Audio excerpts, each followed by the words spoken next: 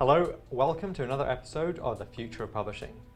I'm Murray Newland and I'm here with Chris Syed from Echo. Echo is a company which integrates what's happening on your site with the conversation around Twitter and Facebook and actually pulls it into one area so that all that conversation happens on your site. How are you helping publishers engage with a real-time web, and what's driving engagement with you? So we think that the web is really transitioning from the static web to the real-time social web. Yeah. So if you think of state-of-the-art examples of that being Facebook and Twitter.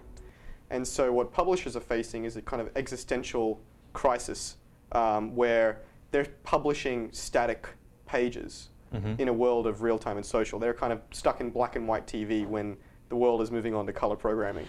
And so what we do is we go in there and we help them transition from the static to the real-time web. And we do that very methodically. We have a deep set of infrastructure, a broad set of apps, and a set of best practices and advice that helps them make that transition.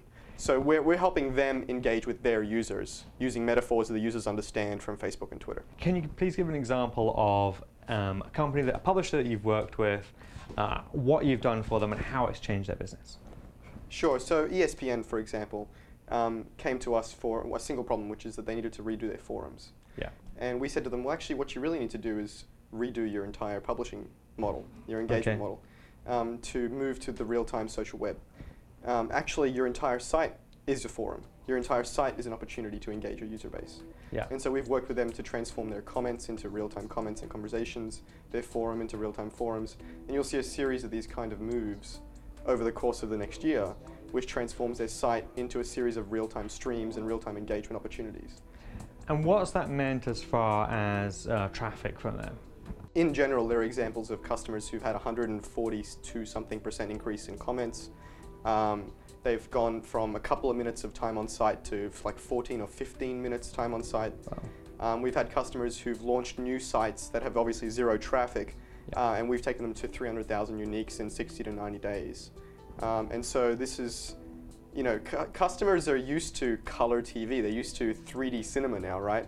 And if you're publishing in black and white or in 2D, you're going to miss out on the traffic and the engagement. And so that's what we help them do. Where do you see the future of publishing going? We actually think that the past has been about content creation. We think the future is about a mix of content creation and content curation. Right. Where the social web and mainstream media converge, where the editorial voice is added on top of the crowdsourced user-generated voice. And so ESPN, for example, is uniquely positioned to apply their editorial voice on top of the social media voice in a way that Twitter or Facebook can't do, for example. And so we think the future actually is not publishing so much as conversation, and not content creation so much as content curation. And it's not to say one or the other is exclusively right, it's just a rebalancing. Excellent. Chris, thank you very much. Hey, no worries.